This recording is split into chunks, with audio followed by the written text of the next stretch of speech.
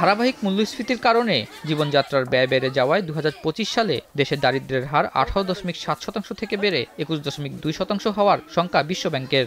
সংস্থাটির প্রতিবেদন বলছে, এখনো স্বাস্থ্য ঝুঁকি, প্রাকৃতিক দুর্যোগ কিংবা যেকোনো বিপর্যয়ে প্রায় 6,20,00,000 মানুষ দারিদ্র্য সীমার নিচে চলে যাওয়ার ঝুঁকিতে রয়েছে।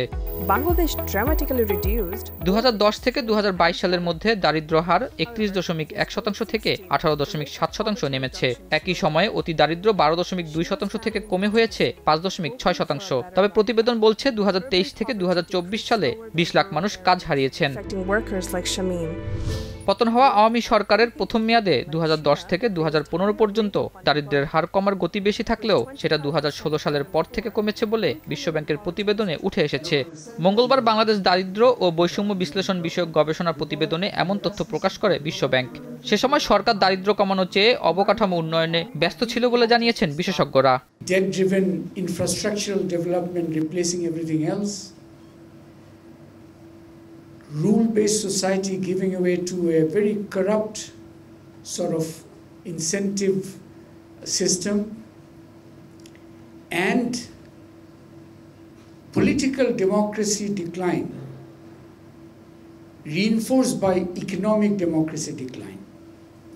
So 2016 to 2022 is, I think, worth analyzing in its own right to get the deeper. চলতি বছর আরো 8 লাখ মানুষ বেকার হবে বলে আশঙ্কা করা হচ্ছে। প্রতিবেদন বলছে, চাকরি বাজার ছোট হওয়ায় সবচেয়ে বড় ধাক্কাটি পড়েছে নারী ও তরুণদের উপর। গত দেড় যুগে দুর্নীতি ও লুটপাটের কারণে 2025 সালে এসে মজুরির চেয়ে মূল্যস্ফীতি দ্রুত গতিতে বেড়েছে। এমনকি করোনার সময়ের চেয়ে 2025 সালে জিনিসপত্রের দাম দ্বিগুণেরও বেশি হয়েছে। Better targeted and more effective social protection, ensuring that public resources really reach the ones, those households that need protection and support, by reducing the leakage to households that do not need it. বিশ্বব্যাংক বলছে, 2016 এর পর গ্রামে কৃষিকাজের কর্মসংস্থান বাড়ায় দরিদ্র কমার গতি ছিল ভালো, কিন্তু শহরে এই চিত্র ছিল পুরো ভিন্ন। তাই বিগত সময়ে প্রবৃদ্ধি ও মূল্যস্ফীতি সহ যে সকল তথ্য দেওয়া হয়েছে তা নিয়ে সন্দেহ জানিয়েছেন বিশ্লেষকরা। এ সময় বক্তারা বলেন, সীমাহীন অর্থ পাচারের কারণে অর্থনীতি চাপের মুখে পড়েছে।